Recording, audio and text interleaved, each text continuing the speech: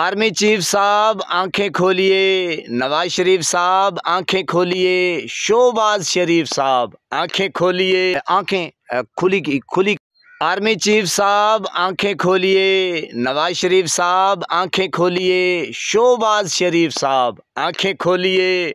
आपने ये सुना भी होगा मुहावरा और देख भी लिया जनाब जी, यानी कि वो कहते हैं ना कि सियाने समझदार के खरबूजे को देख के रंग पकड़ता है जी। तो ये आपने बांग्लादेश में देखा, यानी कि शेख हसीना वाजिद, वाह वाह, शेख भी हैं और हसीना भी है और वाजिद भी है। तो जनाब अब अवाम ने क्या किया और इस औरत ने पहले क्या किया, इसके ऊपर थोड़ी सी बात करते हैं।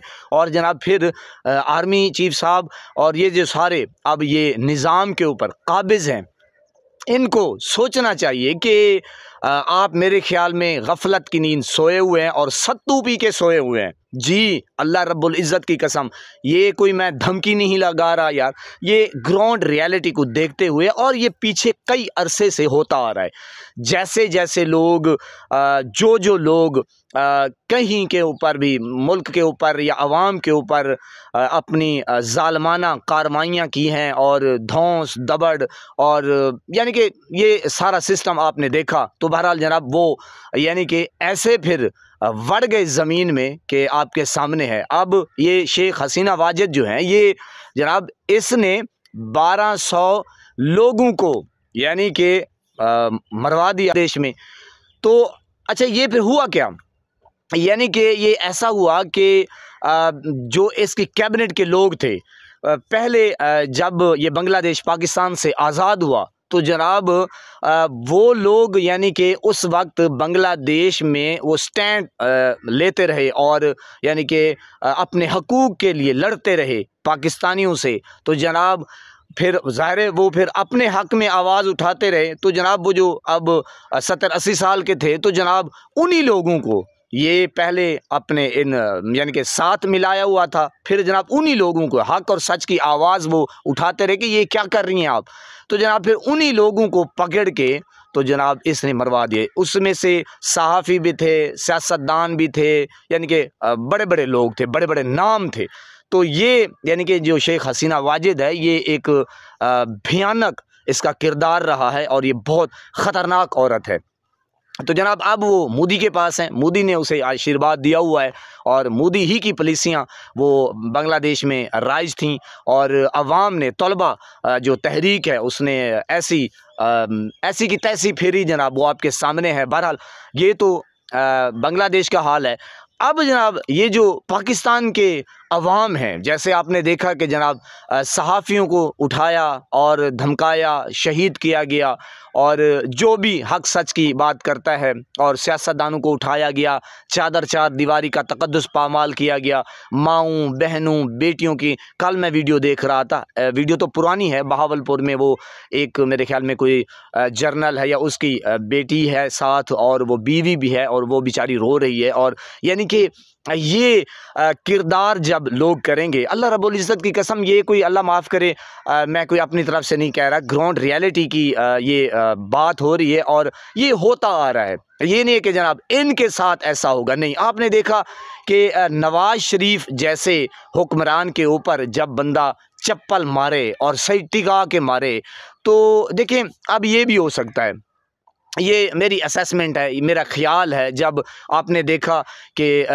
सलेमान तासीर को मुमताज़ कादरी शहीद ने कैसे भून के रख दिया, आपने देखा कि कोई ना कोई ऐसा सानिया हो सकता है। फिर आपने जनाब देखा कि ज़ियाउल हक जो अपने आप को पता नहीं क्या समझता था, बड़ा तुम्मर खां समझता था, उसके फिर मैंने कहा ऐसी कि तैसी कर दी। वो मैं किसी दिन आपको दिखाऊंगा जहां उसका जो हेलीकॉप्टर है वो गिरा था, तबाह हुआ था। बहरहाल आपने वो भी सीन देखा।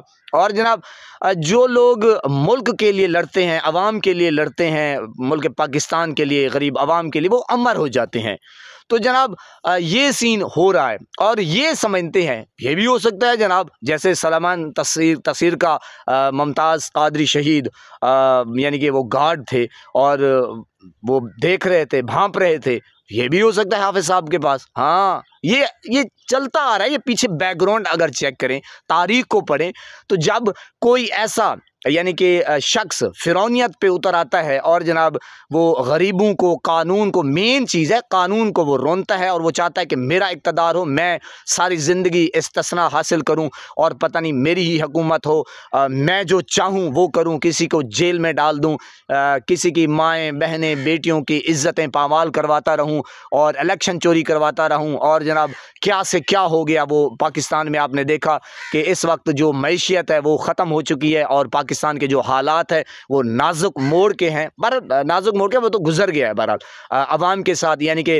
अवाम का जो एक हक है जिसको वोट कहते हैं वो आपने देखा कि कहाँ गया।